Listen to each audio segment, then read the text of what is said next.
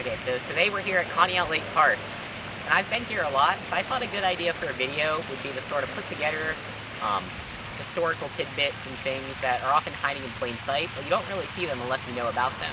So this video is really going to show you all the historical remnants and little details about Conneaut Lake Park, and I'll hopefully teach you some fun facts in the process. And the first thing I thought we'd start with is right out here you have this main entrance plaza.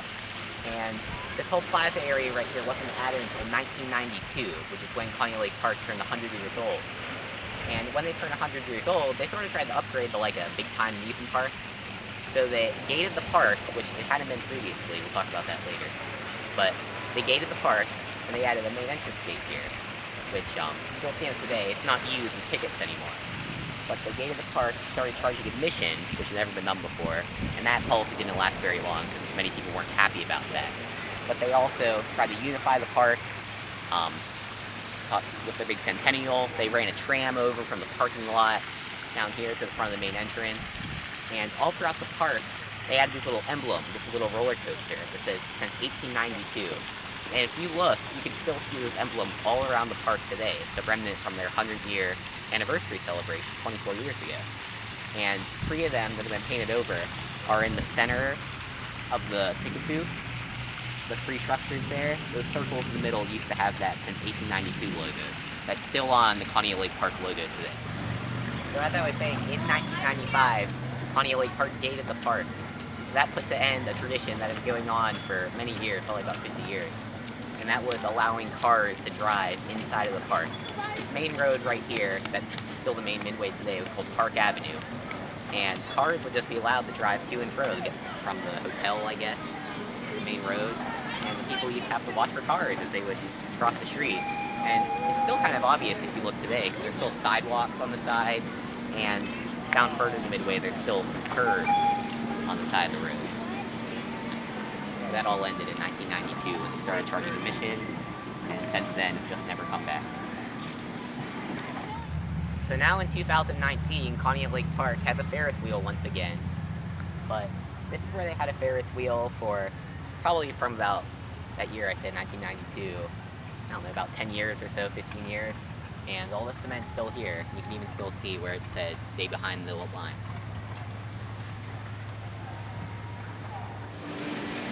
So the miniature train is named the Bessemer Railway System, and everyone sees that sign, but a lot of people don't know is that it's named that because the name of the rail line that brought people to Conneaut Lake Park for many, many years. It was how they really got its start as a resort. It was called the Bessemer Lake Erie Railroad, and that train let people off where the pony track is in Kittyland today, but rail service ended, I believe, in the 50s or 60s, and people started coming to Conneaut Lake by automobile. But that's really how Conneaut got its start as a full-fledged resort back in the turn of the 1900s. Other than the miscellaneous zones we were not happy with. Now the Tumblebug is opened in 1925. It's one of only 2 left in the entire world, the other being the Turtle at Kennywood. It's interesting that there's only 2 of these rides left in the entire world, and they're like an hour and a half apart from each other. But quite a good ride.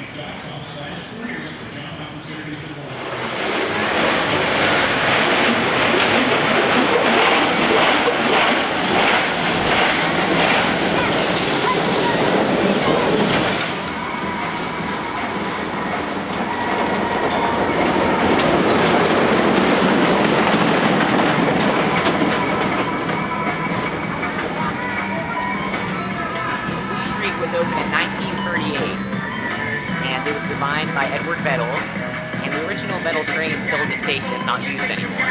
It's definitely the highlight attraction here, and you have to ride it if you come to Conneaut Lake Park. So the Carousel is definitely one of the centerpieces of Conneaut here. You notice you don't hear the bandorian because it's already been put away for the season, but the Carousel, the basic structure is built in 1914. I'm not sure, this building might be older, but it probably dates from around that same time. And the building was built in the Carousel, were installed by the T.M. Harding Company, which of course ran Westgate Park in Pittsburgh. And this type of carousel building, it looks pretty much identical to the one you see at Idlewild, and also there used to be one at Cedar Point that looked just like it. That's because T.M. Hardin would go around his company and they would build all these very similar looking carousel buildings to sell and operate the rides. But the ride itself, the basic, like I said, it's built in 1914. But in the late 1980s, they auctioned off the majority of the horses to raise money for the park. And we got new horses, still hand cars, still wooden, but the majority of the horses on this machine are newer and not over 100 years old, like as the sign would suggest. So it's not used anymore, but Carousel does have a ring dispenser, just like Nobles does. It'd be great to see them use it someday.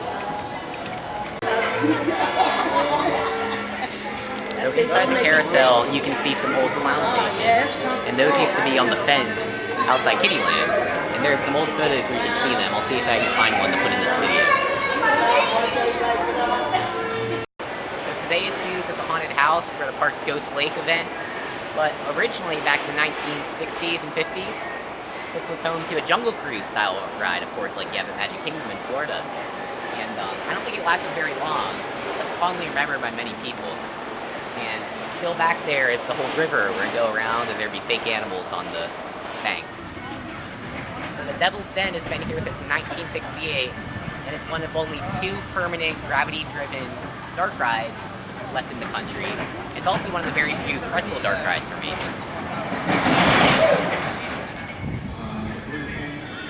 So here we have the Log Cabin Gift Shop. There's actually been institution of some type with the log cabin name here for, I don't know, probably close to 100 years. And originally it's a restaurant, but over time it's evolved into a gift shop. But there's been a same name, the Log Cabin, at this corner in the park for a very, very long time. And also, behind it, is the water tower, which used to say Conneaut Lake Park on it. I don't know if it's still used, but it's definitely an icon. Right here is the site of the Dreamland Ballroom, which burned down in 2008. Just about 100 years old at that time. Such a shame it's not here anymore. But right behind us is the old administrative building. And it's been here since 1908, same year as the Dreamland Ballroom. And there used to be buildings like this all across this whole corner of the park, but they've all been torn down. It's the only one left. So the Hotel Conneaut right here is built in 1903, and it's a definite icon at the park. It's supposed to be haunted. I don't know about that, but there was a big fire in 1943 that burned down about half its rooms, but it's been here for over 115 years, so it's really incredible. I've stayed there before. It's pretty cool. But something a lot of people don't know about Conneaut Lake Park is there used to be a fairy tale park right across the road from it. It was a separate attraction. It lasted until the 1980s, but they turned it into Trailer Park, Camperland, which still is today. But there's a couple remnants inside. The whale from the storybook park still in there. It's called a Fairy Tale Forest, I didn't mention that. And there used to be a windmill out front. The windmill structure is still there, and the entrance building is also still intact. So Conneaut had a chance to Boggin Ride for a time, and it was here for a number of years, but it was abandoned for a number of years. And eventually, though, they collapsed it, packed it back up, and brought it back to the parking lot, which has been sitting for several years. So I wonder if they'll ever bring it back, but I don't think they will. Maybe sell it one day? It's really beyond me. That's gonna do it for Conneaut Lake Park. They've dug their way out of a big hole, but they still have a long way to go, so I hope that they have many more successful years ahead of them. And thanks for watching. I know it's a different type of video than what I usually do. If you enjoyed it, let me know. Thanks.